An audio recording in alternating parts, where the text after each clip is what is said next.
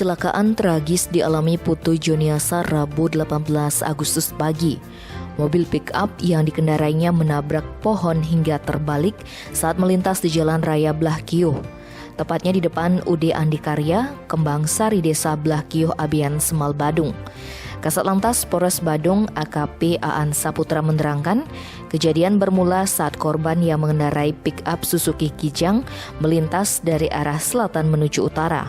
Sampai di tempat kejadian perkara, mobil yang dikendarai tiba-tiba oleng lalu menabrak pohon perindang di sebelah timur jalan hingga terbalik. Diduga korban mengantuk sehingga hilang kendali. Naas, kecelakaan ini mengakibatkan pria asal Banjardinas Siwe, Desa Mayong Seriret, Buleleng tewas di tempat kejadian perkara akibat cedera kepala berat. Tim Bali Express melaporkan.